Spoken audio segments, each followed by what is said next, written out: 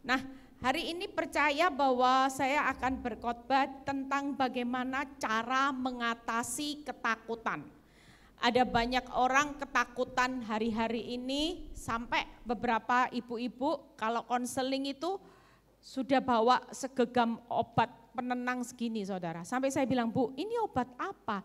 Ini obat depresi saya, Bu. Kalau saya enggak minum obat ini, saya itu sudah enggak bisa tidur. Walaupun dia pernah bilang gini, saya pernah enggak tidur sampai 6 hari.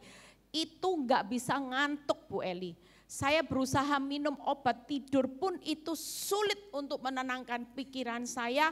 Dan dokter berkata, kalau kamu enggak minum yang namanya obat ini, kamu akan mati. Nah, hari-hari ini ada banyak orang yang takut tentang sesuatu yang belum terjadi. Ya, iblis itu selalu menarik sesuatu yang belum terjadi untuk saudara pikiri, untuk saudara renungkan, seolah-olah itu pasti menimpa saudara dan saya. Itu sebabnya ada banyak orang yang takut tentang sesuatu yang belum terjadi. Dan semua ini seharusnya kalau kita mengerti, mengenal siapa Tuhan, saudara tidak akan takut. Orang takut itu karena dia tidak mengenal siapa Tuhan yang kita sembah. Kita hari ini lebih banyak percaya kepada intimidasi iblis daripada kita percaya akan janji Tuhan. Orang takut itu percaya sama intimidasinya iblis yang ditaruh di tempat pikiran saudara untuk memikirkan gini, jangan-jangan. Nah, itu yang dipakai iblis. Makanya hari-hari ini jangan sampai kita sebagai orang benar, jangan pernah tinggal di dalam pesimis. Jangan pernah berkecil hati, jangan pernah hidup sebagai orang benar yang sukanya berandai-andai. Kita percaya kalau kita punya Tuhan yang besar, masalah kita besar, Tuhan kita pasti jauh lebih besar, dan kemuliaan yang ditutup di balik masalah yang besar itu pasti jauh lebih luar biasa. Amin. Nah, saya akan berkhotbah tentang, buka dulu ayatnya ya. Bagaimana orang harus berhenti takut. Jangan sampai hari ini virus ketakutan ini jangan dianggap remeh. Orang takut tuh bisa mati loh saudara ya. Orang takut tingkat tinggi, kalau setiap hari saudara hidupi takut, yang namanya tekanan darah pasti enggak normal. Yang namanya orang takut akan mengeluarkan zat racun. Orang takut detak jantung pasti enggak normal, asam lambung enggak normal. Makanya kalau orang takut lihat yang viral itu ya, yang berapa puluh M itu dalam jangka waktu berapa lama dia meninggal. Ada banyak orang yang hari-hari ini enggak pernah tahu apa yang akan terjadi dalam kehidupan ini. Ya seperti tadi saya cerita, ada seorang ibu yang minggu lalu nangis, dia bilang, Bu, saya mau bunuh diri. Saya bilang, kenapa mau bunuh diri? Saya sudah tidak kuat menghadapi hidup dan saya melihat Tuhan itu tidak adil atas hidup saya. Saya seorang pelayan Tuhan dari kecil ya. Mungkin kalau ibu ini bisa berkata gini, kalau darah saya dites itu darah pelayanan. Jadi singkat cerita ibu ini usianya masih 30-an dan dia berkata gini, Bu, awal mula saya menikah dengan seorang yang dalam tanda kutip suami saya adalah orang yang pelayanan, orang yang ada di dalam komunitas yang benar, orang beriman. Tapi dengan perjalanan waktu suami saya jatuh di dalam dosa dan yang membuat saya terpukul hari ini dia sehat, saya kena HIV. Dari situ dia berkata, Tuhan tidak adil. Kenapa yang menyebabkan saya seperti ini dibuat sehat sementara saya hari ini hidup yang benar di hadapan Tuhan. Saya tidak pernah menyimpang hidup di dalam satu pelayanan, tapi Tuhan izinkan justru saya yang harus menanggung aib suami saya yang terkena HIV. Dan di situ saya cuma berkata, Ibu harus menyelesaikan pertandingan kehidupan Ibu sampai akhir. Ibu jangan pernah berhenti. Hari ini ibu tidak pernah tahu apa yang akan Tuhan kerjakan di balik semua aib ini. Yang pasti kalau hidup adalah Kristus, mati adalah keuntungan. Ibu tidak akan pernah rugi daripada ibu hari ini keluar dari cara Tuhan, ibu ambil jalan bunuh diri, nanti kerugiannya selamanya. Ibu ada di api neraka. Alangkah jauh lebih baik ibu hari ini tetap bertahan, tetap berjalan sama Tuhan, tidak usah takut. Yang pasti setiap hari ibu berjalan di tengah situasi yang sulit untuk ibu menjalaninya. Tapi kalau kita menjalaninya dengan kasih setia Tuhan, saya terlalu percaya ibu pasti sanggup menanggung sampai tiba waktunya Tuhan. Saudara percaya ada dua hal yang Tuhan akan kerjakan ya buat orang benar, orang berdosa. Orang berdosa akan dalam perjalanan jatuh pada waktunya. Sementara kita orang benar dalam perjalanan indah pada waktunya. Cepat atau lambat setiap orang yang berbuat dosa suatu kali dia pasti akan menuai badai. Sementara kita yang jadi orang benar harus pikul salib, sangkal diri setiap hari. Pastikan Tuhan sudah sediakan upah kita besar di bumi dan di surga. Amin. Tepuk tangan buat kemuliaan nama Tuhan. Yuk kita lihat Ayub 3 ayat 25 sampai 26.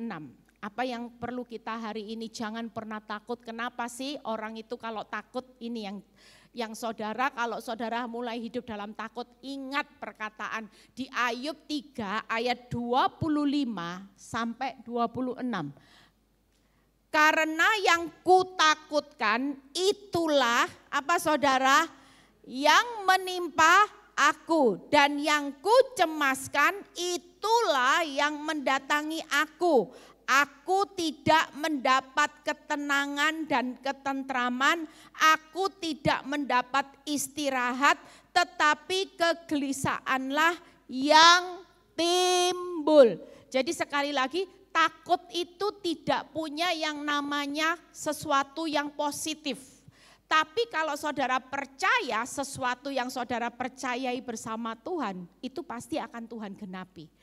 Orang takut itu berhenti untuk takut, kenapa? Buka PowerPoint-nya. Yang pertama, takut itu tidak mengubah apa-apa dalam hidup saudara, tidak mengubah sehasta. Ya, firman Tuhan berkata, saudara takut bisa enggak mengubah hutangmu lunas? Enggak ada kan? Yang ada malah bunuh diri. Ada berapa banyak ya kejadian di kota kami bagaimana seorang keluarga yang bunuh diri ya hanya karena papanya kalah hutang main saham, hancur hutang main margin ya. Akibatnya ketika dia ditagih hutang, papanya punya ide, mamanya juga, sama-sama dia berkata, yuk kita mati aja satu keluarga. Jadi singkat cerita, yang pertama papanya bunuh anaknya dulu, mamanya terakhir dia bunuh diri, dan satu keluarga benar-benar meninggal hanya untuk sesuatu yang ditakutkan. Sampai waktu terjadi peristiwa ini, semua saudaranya yang kaya-kaya bilang gini, hanya uang segini kenapa enggak mau ngomong sama kita? Kalau dia ngomong kita semua pasti mau untuk membantu yang namanya keuangan yang sulit. Tapi ini sudah terjadi, betapa konyol, hanya karena hutang yang bisa diselesaikan harusnya dia bunuh seluruh keluarganya, termasuk dia akhirnya bunuh diri. Makanya orang takut itu membuat apa yang ditakutkan menimpa. Yang kedua, kenapa orang bisa ambil jalan pintas, minum baygon? Karena hidupnya orang takut tuh enggak pernah tenang, enggak pernah tentram, selalu gelisah. Iblis itu lihat tuh, kalau orang takut gelisah itu akan jadi sasaran dia. Kenapa? Karena orang takut tuh enggak punya kekuatan. Orang kalau punya kekuatan iman, sekalipun realitamu bertambah buruk, orang akan bicara seperti apa? Sekalipun aku dalam lembah kekelaman, aku tidak takut akan bahaya. Itu orang yang ciri beriman. Orang takut yang ketiga tidak akan mendapat istirahat, gelisah. Kalau orang enggak mendapat istirahat, jelas suatu kali penyakit yang berbahaya itu akan terjadi. Makanya orang takut depresi itu bisa mati mendadak, jantung bisa berhenti mendadak. Kenapa? Karena orang takut itu akan membawa satu zat racun yang akan timbul di dalam tubuh kita. Orang takut itu akan mengurangi daya tahan tubuh. Tapi kalau orang percaya, hatinya gembira, hati sukacita, itulah obat yang manjur. Semua penyakit kalau hati kita gembira, ya tidak ada penyakit yang bisa bertahan, saudara. Nah, kita lihat lompat berikutnya. Hari-hari ini belajarlah mengenal siapa Tuhan. Orang takut itu hanya karena dengar apa yang didengar iblis, dipaksa lihat fakta yang memang hancur, tapi kita lupa di balik kelemahan kita, di balik fakta yang hancur, di balik semua cerita hidup saudara, masih ada Tuhan yang besar. Tuhan yang besar itu selalu pegang kendali hidupmu, sehancur-hancurnya orang benar. Orang benar jatuh 7 kali akan bangun kembali. Itu sebabnya saudara yang mungkin hari ini bangun bisnis gagal. Buka usaha ini gagal. Mungkin ini sudah putaran ke-6 semuanya gagal. Saya cuma berkata pada seorang yang pernah konseling sama saya. Dia bilang gini, Bu, saya ini sudah 5 kali berusaha untuk buka usaha. Semuanya gagal. Saya sudah tidak tahu lagi apa yang harus saya lakukan. Tiba-tiba Tuhan ingatkan saya tentang tembok Yeriko. Dan saya cuma bilang gini, Pak, dicoba sekali lagi. Ya, suami istri ini bilang gini, gimana caranya, Bu? Saya sudah hampir putus asa. Jangan putus asa. Percayalah, tembok Yeriko itu putarannya keberapa? Ke-7 hancur. Temboknya runtuh. Nah, ibu kelima, ibu tetap percaya kalau sampai putarannya ini Tuhan izinkan melewati 1 kali lagi putaran, ibu akan lihat kemenangan yang luar biasa. Percayalah, Tuhan tidak akan pernah menunda-nunda. Dan saya percaya ya, setiap kita pasti angka 7 itu angka spesial. Apinya Sadra, Mesa, Abednego level keberapa? Ke-7. Jatuh 7 kali, ya. Putar tembok Yeriko harus 7 kali, ya, 7 hari diputari baru hancur. Itu berarti kita percaya, hari ini jangan pernah menyerah. Percayalah, setiap jeripaya saudara dalam Tuhan, Tuhan perhitungkan, tidak pernah sia-sia. Yang penting percaya aja. Gagal, bangkit. Gagal, bangkit lagi. Kenapa? Karena masih ada hari esok. Berarti kalau kita masih ada nafas, masih ada pengharapan enggak? Jelas. Mungkin kita berharap, saya berharap sama suami saya dikecewakan. Tapi hari ini saya terus berharap, kenapa saya enggak pernah kecewa hari ini? Karena Tuhan berkata gini, jangan berharap sama manusia. Manusia tetap manusia. Tapi waktu engkau meletakkan pengharapanmu kepadaku dan engkau tidak pernah menyerah, maka suatu kali pengharapan itu tidak akan pernah sama sekali mengecewakan hidupmu. Amin. Kita lihat yang pertama, kenapa? Cara mengatasi ketakutan. Ayub 23 ayat 10b. Ya, kita baca, karena ia tahu jalan hidupku, seandainya ia menguji aku akan timbul seperti emas. Itu yang pertama, cara mengatasi ketakutan. Saudara harus tahu bahwa setiap masalah itu iman kita sedang diuji supaya timbul seperti emas. Tangkap ya. Jadi ketika saudara mengalami proses, jangan berpikir hancur. Jangan berpikir kita ini korban masalah.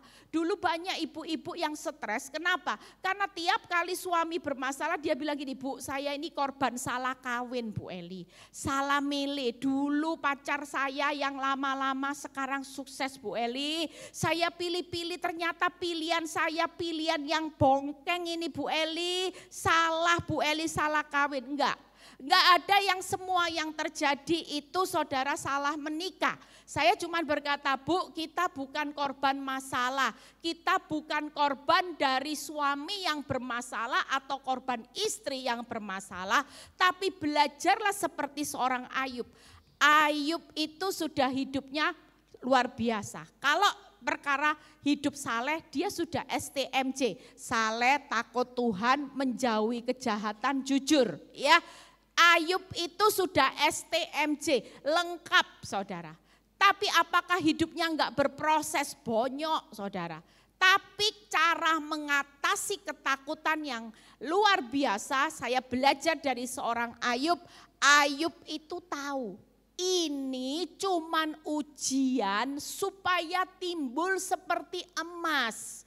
Dan Ayub tidak perlu takut karena walaupun Tuhan izinkan sampai habis semua aspek, Tuhan itu tetap pegang jalan hidup saudara dan saya. Amin.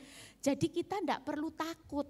Di tengah bangkrutmu, Tuhan tetap pegang jalan hidup saudara dan saya. Amin. Di tengah kanker stadium 4, dia tetap pegang jalan hidup saudara dan saya. Yang kedua, kita buka Ayub 19 ayat 25. Ayub 19 ayat 25. Tetapi aku tahu penebusku apa saudara?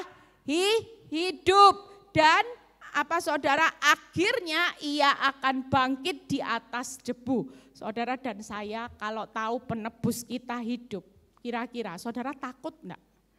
Hari ini keuanganmu mati, tapi penebus kita hidup, Tuhan kita hidup. Semua yang hari ini terlihat bangkrut, terlihat hancur, terlihat sudah madesu, enggak ada masa depan yang luar biasa, semua terlihat gelap. Kalau penebus saudara hidup, percayalah pasti ada kehidupan kembali. Amin. Di balik hancurnya kehidupan kita, pasti ada kehidupan kembali bersama Tuhan karena dia adalah penebus yang hidup. Yang ketiga, Ayub 42 ayat 2b yang berkata tidak ada rencana Tuhan yang gagal. Makanya dari 3 hal, buka PowerPoint yang tadi, saudara cara mengatasi ketakutan saudara harus tahu siapa Tuhan. Kalau kita cuma taunya apa, hutang dilihat terus, rekening dilihat, saldo dilihat, kira-kira tiap hari saudara lihat bisa berubah, rekening direnungi, ditangisi, ya mungkin istri-istri lihat WhatsApp-nya suami, baca WhatsApp-nya suami sama selingkuhan, nangis, tiap kali nangis, kira-kira bisa mengubah keadaan enggak? Enggak bisa. Hari ini Tuhan gak mau kita semua tinggal dalam takut, tinggal dalam masalah, merenungi nasib. Karena Tuhan itu berkata bahwa Tuhan tahu jalan hidup saudara. Dia sudah pegang hari esok saudara, walaupun di tengah keadaan yang hancur hari ini, dia tetap Tuhan yang sudah berdiri di hari esok. Amin.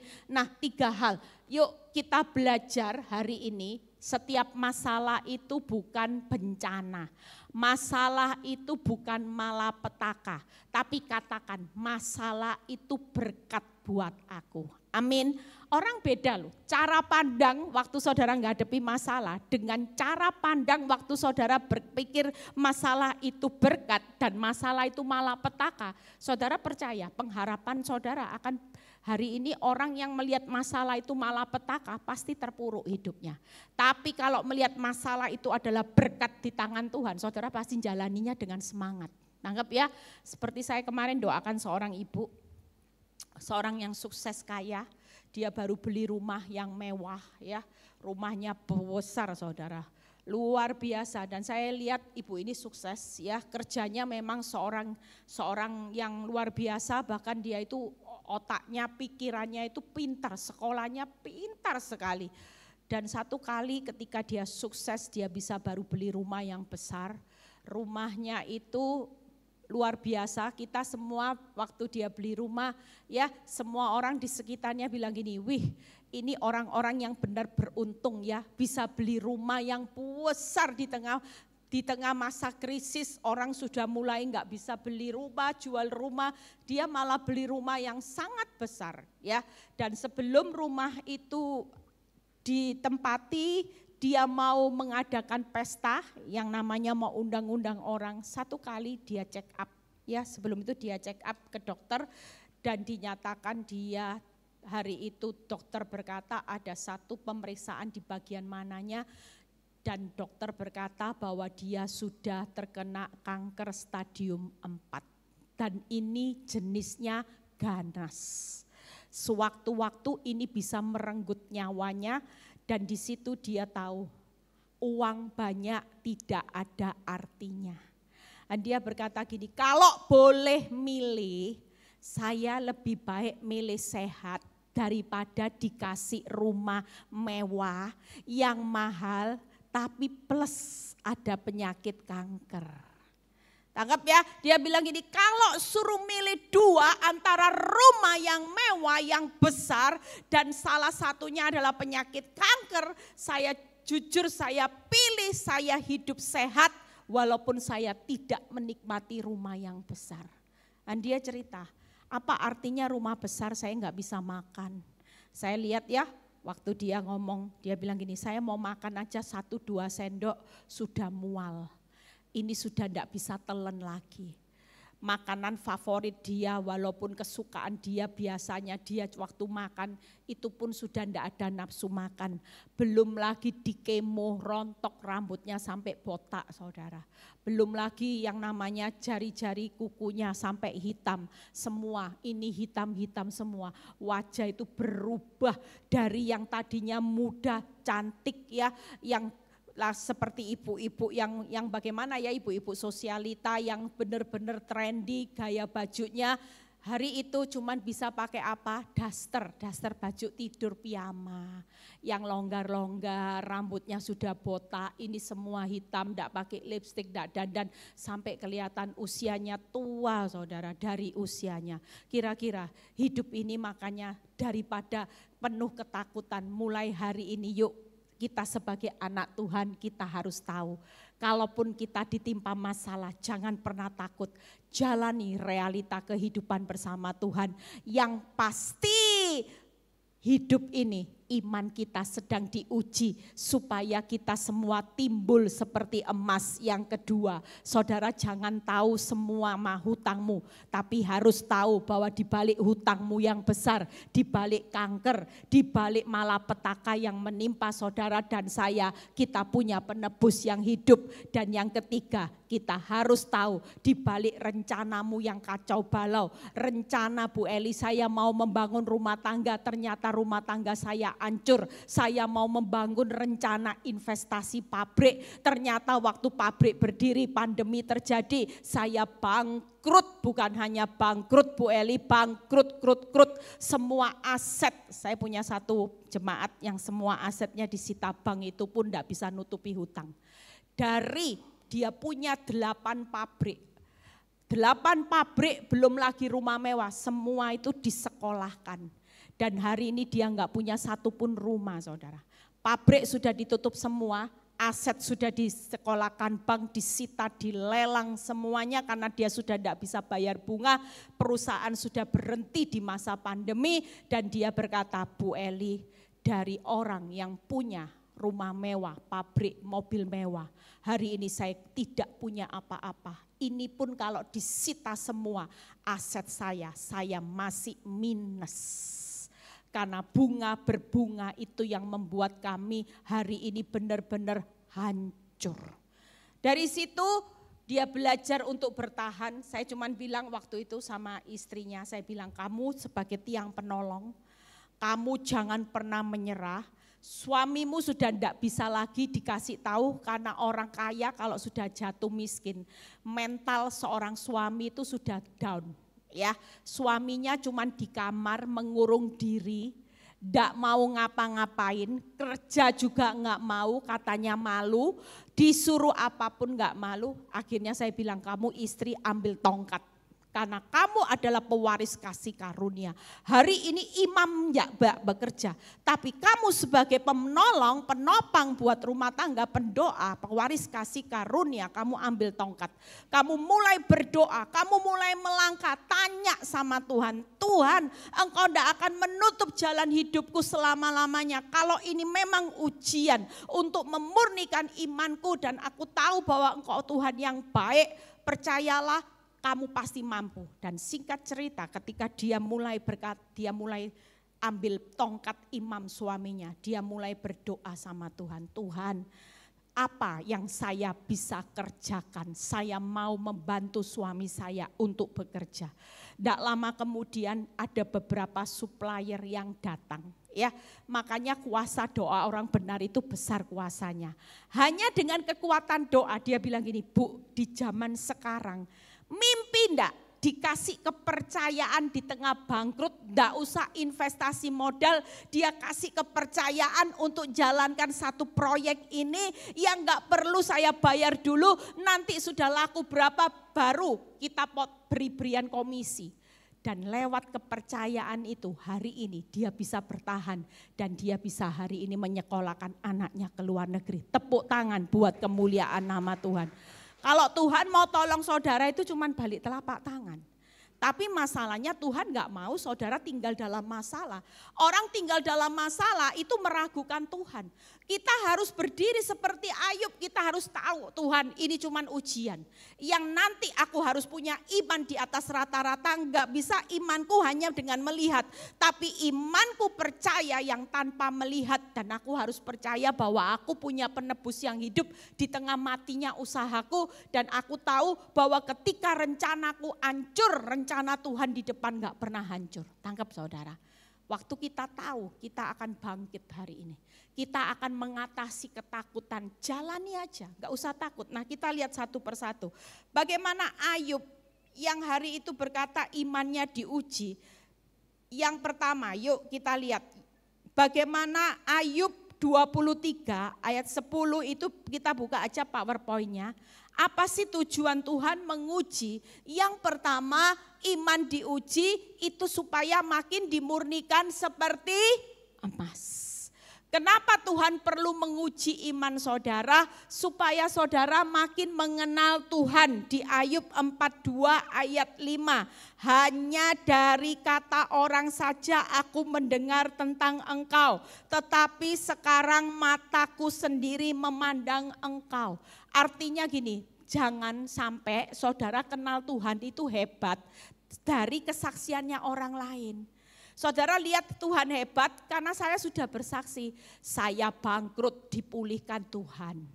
Saya yang tadinya sakit kanker, saya yang tadinya ya mungkin saudara berkata gini, Bu Eling kamu hebat ya. Dari seorang yang gak bisa apa-apa, yang gak bisa khotbah, yang gak bisa berdoa. Hari ini Tuhan percayakan buat hidup Bu Eli. Beberapa kota-kota besar sudah buka ministry yang Bu Eli dirikan. Dan di situ saya cuma berkata, saya ngalami hebat karena perjalanan hidup yang gak mudah.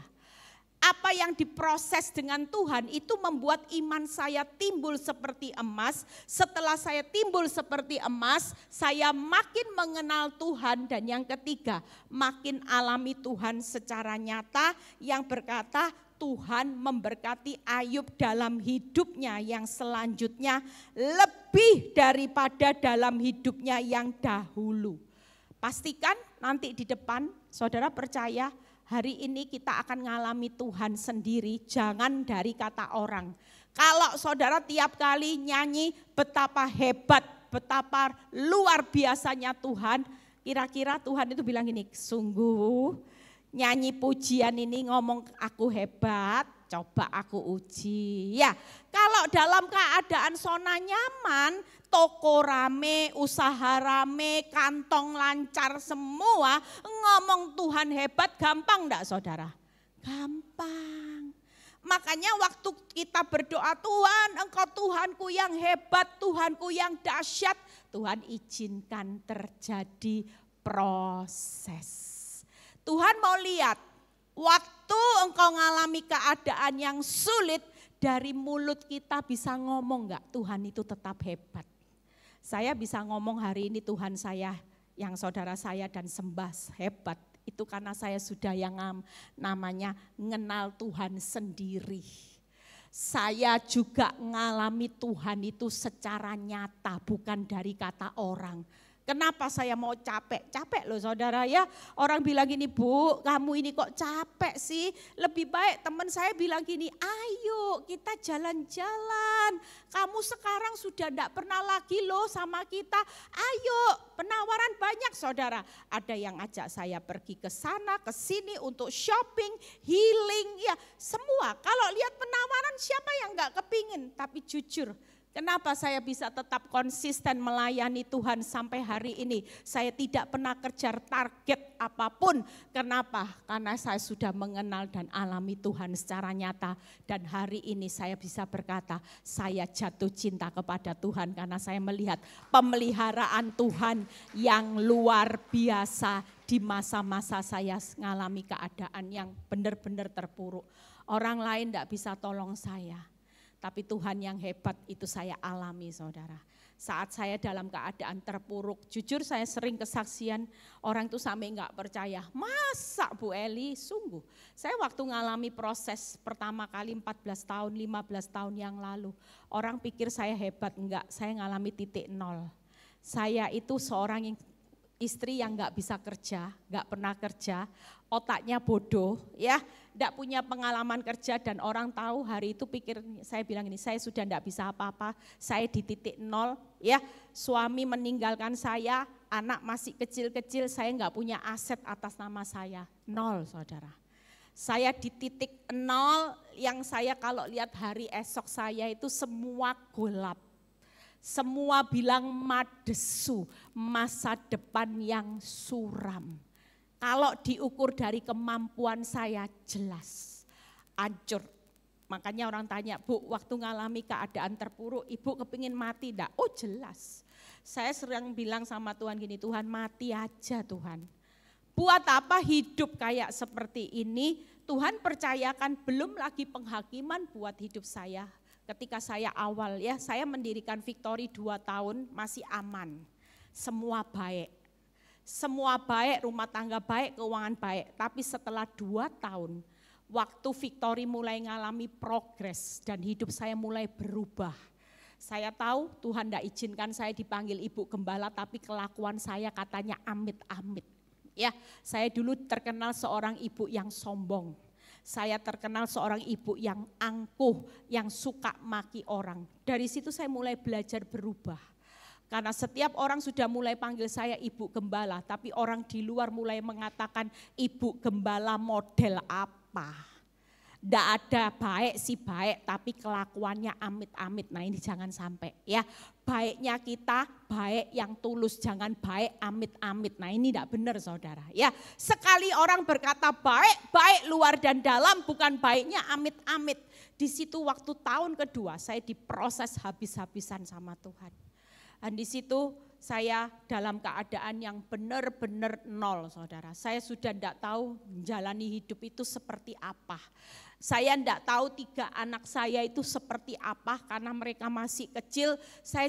Orang cuman bilang gini, hati-hati. Suatu kali kamu akan babak belur karena semua nanti suamimu lagi kena pelet. Nah itu Pak Immanuel itu urusannya kalau pelet-pelet ya. Kena pelet yang benar-benar on gitu ya. Memang kenyataan suami saya kena pelet yang benar-benar membuat dia itu sudah lupa. Antara istri, anak itu sudah lupa saudara. Di situ kalau diukur dari kemampuan saya nggak bisa kerja, nggak bisa apa-apa. Lihat semuanya itu rasanya masa depan saya benar-benar gelap. Tapi berjalan bersama Tuhan saya cuma pegang firman. Dan orang tanya, Bu rahasianya apa Ibu bisa sampai hari ini dan Tuhan mengembalikan apa yang hilang lipat-lipat. Rahasianya cuma tiap hari pegang janji Tuhan. Tidak lihat kenyataan, fakta hancur semua. Saya cuma bilang Tuhan kuatkan saya untuk sampai di hari esok melihat janji, melihat jaminan, melihat jalan keluar. Itu yang saya pegang tiap hari. Dan jujur hari ini Tuhan yang hebat, yang hidup ketika saya mengalami dimurnikan, iman saya kuat, saya mulai percaya sama Tuhan sudah tidak lihat, saya percaya sama Tuhan sudah bulat, di situ Tuhan kembalikan. Saya tidak pernah tahu bahwa sampai hari ini saya bisa lihat ketika anak saya sekolah lulus itu aja sudah puji Tuhan. Bisa lulus kuliah S1, S2 itu sudah puji Tuhan. Tambah lagi bonus bisa lulus summa cum laude, lebih puji Tuhan lagi. Belum lagi ditambah anak yang sekolah Alkitab, puji Tuhan lagi. Belum lagi ditambah hari ini saya sudah punya cucu. Ya cucu saya lucu saudara, laki 1. Ya pinter, Tuhan kasih bonus. Belum lagi dikasih bonus menantu yang baik. yang takut Tuhan, yang ndak aneh-aneh, cinta anak saya. Anak saya bisa pacaran katanya orang dulu kalau anak korban rumah tangga yang berantakan itu pasti seks bebas, pasti yang namanya narkoba. Enggak, anak saya pacaran 10 tahun menikah, saudara. Itu hebatnya Tuhan, ketika saya melayani Tuhan, Tuhan berjanji melayani saya dan seisi rumah. Dan saya melihat bagaimana anak saya pacaran tidak pernah ganti-ganti, anak saya 3, yang kedua sudah pacaran hampir 8 tahun, yang ketiga sudah pacaran hampir 7 tahun. Enggak ada yang namanya ganti-ganti pacar. Tuhan buktikan semua kebesarannya, makanya hari ini jangan takut. Justru makin takut itu makin menimpa saudara. Saya sudah enggak mikir takutnya saya, yang saya tahu waktu saya takut, saya ingat firman di 1 Petrus 5 ayat 7, serahkanlah kekhawatiranmu kepadaku, maka aku memelihara engkau.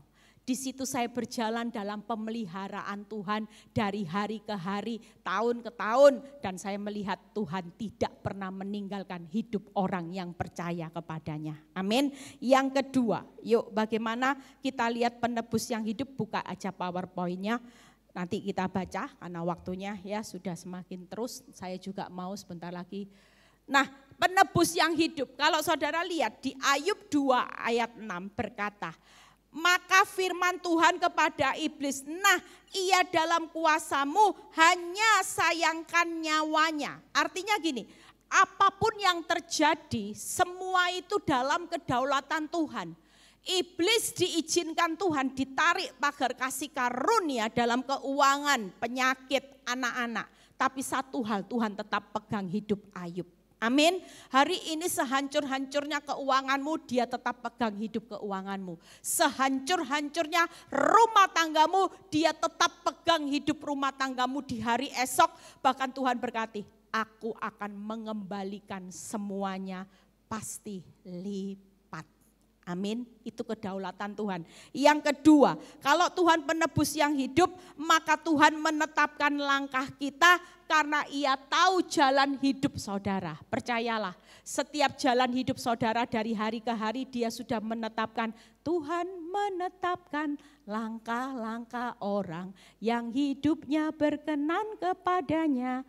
Apabila ia jatuh tak sampai tergeletak. Ayub tidak pernah tergeletak, tapi lihat pemulihan 2 kali lipat karena Tuhan menetapkan langkah hidup Ayub. Amin. Yang ketiga, Tuhan itu tetap berdaulat, yaitu firman yang berkata, dia yang memberi, dia yang mengambil. Jadi kalau penebus hidup saudara tidak perlu takut karena Tuhan pegang hidup saudara, Tuhan menetapkan langkah-langkah orang, bahkan Tuhan itu tetap berdaulat penuh. Kalau dia izinkan saudara mengalami hancur hari ini, pasti dia yang memberi, dia yang mengambil. Percayalah suatu kali apa yang hilang, dia punya kedaulatan untuk memulihkan semuanya menjadi indah. Yang terakhir, pemain musik boleh segera maju. Bagaimana rencana Tuhan tidak pernah gagal. Nah, kita baca di Ayub 23 ayat 13 terlebih dahulu dan 14a. Ayub 23 ayat 13 dan 14a. Kita baca terlebih dahulu. Yuk pemain musik boleh segera, saya sudah selesai. Tetapi apa saudara? Tuhan tidak pernah berubah. Siapa dapat menghalangi dia?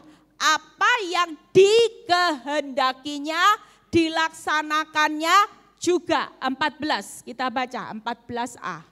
Karena ia akan menyelesaikan apa yang ditetapkan atas hidup saudara dan saya.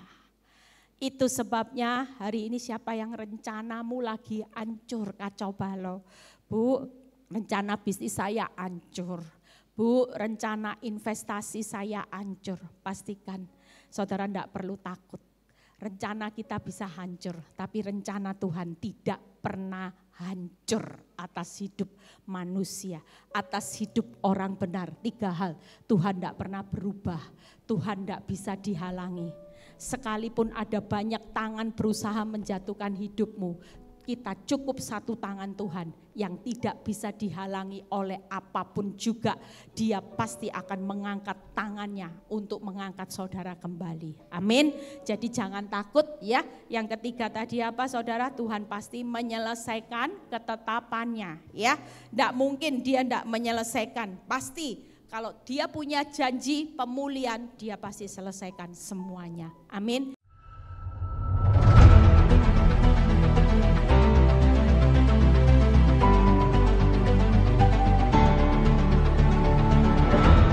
Dalam nama Yesus,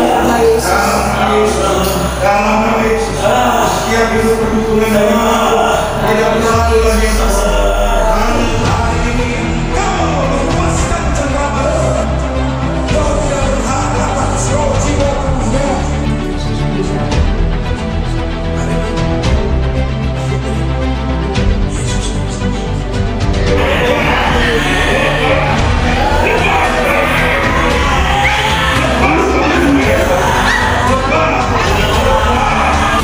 Pada saat dia dibaptis, setelah dibaptis dia tidak intim dengan Tuhan. Maka dengar baik, pada saat iblis coba menghancurkan dia, maka habislah dia.